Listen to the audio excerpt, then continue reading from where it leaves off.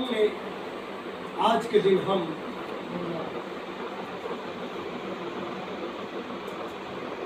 جس بات پر چند لمحے ہم غور و خوض کریں گے،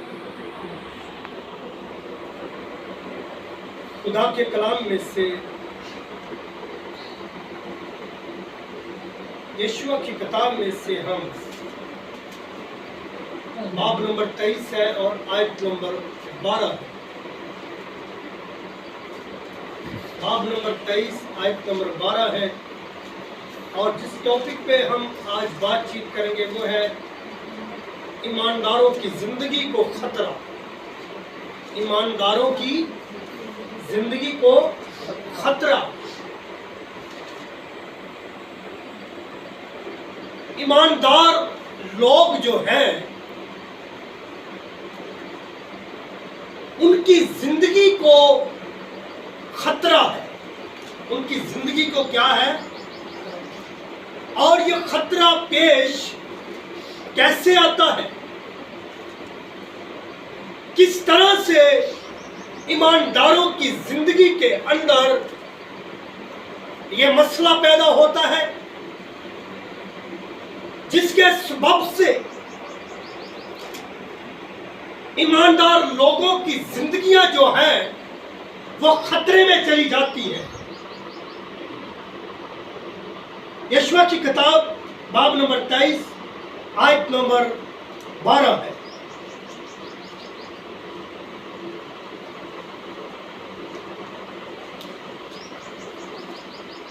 خدا کے کلام میں اس طرح لکھا ہے،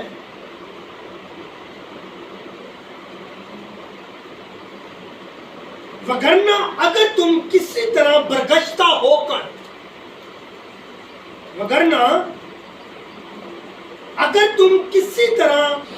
برگشتہ ہو کر ان قوموں کے بقیہ سے، یعنی ان سے جو تمہارے درمیان ہے، شیر و شکر ہو جاؤ اور ان کے ساتھ بیاہ شادی کرو اور ان سے ملو اور وہ تمہیں ملے،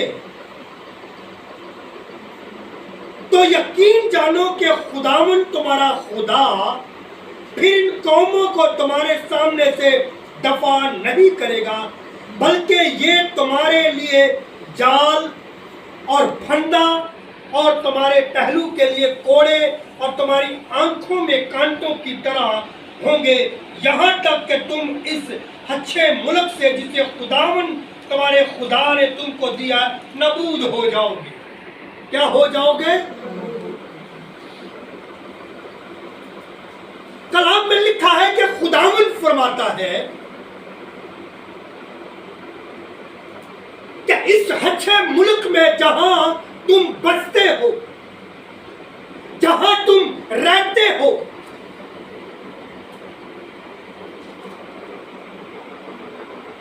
اگر تم ان قوموں کے ساتھ میل ملاپ رکھو گے جو ایسی قومیں ہیں جو خدا کو نہ جانتی ہو، جو خدا کو نہ پہچانتی ہو، جن کا تعلق جو ہے کبھی خدا کے ساتھ نہ ہوا ہو، اگر تمہارا میل ملاپ ان کے ساتھ ہو جائے تو وہ تمہیں اپنے جال میں پھنسا لیں گے، وہ تمہیں اپنے پھندا میں پھنسا لیں گے۔ شادی بیاہ کا جھانسا لے کر یا شادی کے چکر میں اگر آپ ان کے ساتھ ملاپ کر لیں تو لکھا ہے ایماندار لوگ جو ہے اگر کوئی شادی کے چکر میں پڑھ کر تم سے شادی کرنے کے ارادہ سے تمہارے ساتھ میل ملاپ رکھتا ہے تو لکھا ہے ایمانداروں کو اس بات سے بہت خطرہ ہے۔ اس لیے کلام میں لکھا ہے کہ نہ ہموار جوئے میں نہ جتو۔ ہمیں ایسے لوگوں کے ساتھ ملاپ نہیں رکھنا جن کے بارے میں بائبل میں یہ لکھا ہے کہ یہ لوگ ہونٹوں سے تو میری تعظیم کرتے ہیں لیکن ان کے دل کیا ہے؟ مجھ سے دور ہے. ایسے لوگ جو کسی لالچ کی بنا پر کسی کے ساتھ میل ملاپ رکھتے ہیں، جو کسی ایسی خواہش کے سبب سے کسی کے ساتھ میل ملاپ رکھتے ہیں، یاد رکھیں کلام فرماتا ہے کہ ایسوں سے کنارہ کرو، بلکہ ایسوں کے ساتھ ہاتھ بھی نہ ملایا جائے، کیونکہ وہ ایماندار لوگوں کی زندگی کے لیے خطرہ بن جاتے ہیں. وہ ایماندار لوگوں کے لیے ایک پھندا بن جاتے ہیں. اگر آپ اور میں راست باز ہیں، اگر آپ اور میں پاکیزہ ہیں، اگر آپ اور میں پاکیزہ ہیں، پرہیزگار ہیں، متقی ہیں، خدا کے ساتھ ساتھ چلنے والے ہیں، تو میرے عزیزو یاد رکھو کہ اگر ہمارا میل ملاپ ایسے لوگوں سے ہوگا جو خدا کے ساتھ اچھے نہیں ہیں، جن کے دل خراب ہیں، جن کی سوچیں ناپاک ہیں، تو یاد رکھیں ایسے لوگ ہم سبوں کے لیے پھندا بن جائیں گے. ایسے لوگ آپ کے لیے پھندا بن جائیں گے. اس لیے ایماندار لوگ جو ہیں خدا نے ان کو الگ کر لیا، ان کو سیپریٹ کر لیا، ان کی ایک ایسی جماعت بنا دی، ایک ایسا گروہ بنا دیا تاکہ وہ علیحدہ ہو کر خداوند اپنے خدا کے ساتھ بات چیت کرے، ملاقات کرے. نہمیا کی کتاب میں سے ہم دیکھتے ہیں، نہمیا کی کتاب باب نمبر 13 آیت نمبر جو ہے وہ 3 ہے.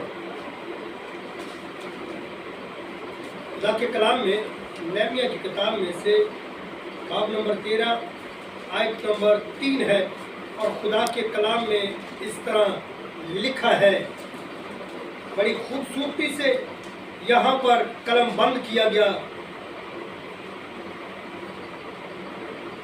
تیسری آیت میں، اور ایسا ہوا کہ شریعت کو سن کر انہوں نے ساری ملی جلی بھیڑ کو اسرائیل سے جدا کر دیا. کیا کر دیا؟ اس ملی جلی بھیڑ نے اسرائیل سے کیا کر دیا؟ ان لوگوں نے ان کو جدا کر دیا. جو لوگ اسرائیل کے ساتھ میل ملاپ رکھتے تھے، جو لوگ خدا کے ساتھ میل ملاپ رکھتے تھے، کلام میں لکھا خداوند نے فرمایا اسرائیل میرا کیا ہے؟ پیارا ہے، وہ میرا بیٹا ہے. جو اس کے ساتھ میل ملاپ رکھتے تھے، ملی جلی بھیڑ نے، مخالفین نے، ناقدین لوگوں نے، اور ایسے لوگوں نے کیا کر دیا؟ ملی جلی بھیڑ نے ان لوگوں کو جو ایماندار تھے، جو راست باز تھے، ان کو کیا کر دیا؟ ان لوگوں سے جدا کر دیا. ملی جلی بھیڑ نے جو ناراضیوں سے، ابلیس کی خواہشات سے بھری ہوئی تھی. لکھا ہے کہ وہ لوگ ہیں جو امونی اور موابی لوگ ہیں، جن کو خدا نے فرمایا کہ یہ کبھی بھی ہماری جماعت کے اندر داخل نہ ہونے پائے. اور پھر جب ملی جلی بھیڑ شامل ہوئی تو انہوں نے پھر خرابیاں پیدا کرنا شروع کر. روحانی زندگی کے اندر آ کر انہوں نے خرابی پیدا کرنا شروع کر دیا. اور آج بھی جب میری اور آپ کی زندگی کے اندر ایسے لوگ آتے ہیں تو وہ میری زندگی میں اور آپ کی زندگی میں ایک خطرہ پیدا کریں گے. لہذا مجھے اور آپ کو یہ سوچنا ہے کہ ہم نے ایسے لوگوں کے ساتھ تعلق نہیں رکھنا. کیا نہیں کرنا؟ ایسے لوگوں کے ساتھ تعلق نہیں رکھنا۔ یرمیہ 2 باب کی 5ویں آیت دیکھیں، یرمیہ 2 باب کی 5ویں آیت، یرمیہ 2 باب کی 5ویں آیت، خدا کے کلام میں یہاں پر لکھا ہے، خداوند یوں فرماتا ہے، اگر پیچھے ہم جائیں 4 میں تو لکھا ہے، اے اہل یعقوب، کیا فرمایا؟ اے اہل یعقوب اور اہل اسرائیل کے سب خاندانوں، خداوند کا کلام سنو۔ کس کا کلام سنو؟ یہ میرا کلام نہیں۔ اگر آج کے دور میں یہی کلام میں کر رہا ہوں تو یہ میرا نہیں بلکہ یہ خدا کا کلام ہے۔ اور اس وقت یرمیہ نبی جو تھے وہ کلام کر رہے تھے اور لکھا، اور انہوں نے فرمایا، اے اہل یعقوب اور اہل اسرائیل کے سب خاندانوں، خداوند کا کلام سنو۔ خداوند یوں فرماتا ہے کہ تمہارے باپ دادا نے مجھ میں کون سی بے انصافی پائی جس کے سبب سے وہ مجھ سے دور ہو گئے؟ کیا ہو گئے؟ وہ مجھ سے۔ خداوند کہتا ہے کون سی ایسی بے انصافی مجھ میں پائی؟ کیا میں نے کچھ غلط کیا آپ کے ساتھ؟ کیا میں نے تخلیق کر کے آپ کو غلط کر دیا؟ کیا میں نے آپ کے ساتھ جو نیکی کی وہ برا کام کیا؟ آج کے زمانہ کے اندر بھی ایسا ہی ہوتا ہے۔ اگر کوئی نیکی کرتا ہے تو اس کا اجر برائی کے ذریعے سے ملے۔ اگر کوئی اچھائی کرنے کی کوشش کرتا ہے تو اسے ایسی بری جگہوں میں دھکیل دیا جاتا ہے کہ وہ وہاں سے نکل نہ سکے۔ آج کے زمانہ میں ایسا ہی ہو رہا ہے۔ میرے عزیزوں، یہ ایمانداروں کی زندگی کے ساتھ کھیل کھیلا جاتا ہے، اور کھیل کھیلتا کون ہے؟ وہی جو شروع سے لے کر جو شروع سے کھیل کھیلتا آ رہا ہے، وہی ہماری زندگیوں سے آج بھی کھیل کھیلتا ہے۔ اگر بزرگ آدم اور حوا تھے، وہ ایماندار تھے، خدا کے ساتھ مخلص تھے، ان کی زندگی میں بھی ایک ایسا ہی کھیل کھیلا گیا۔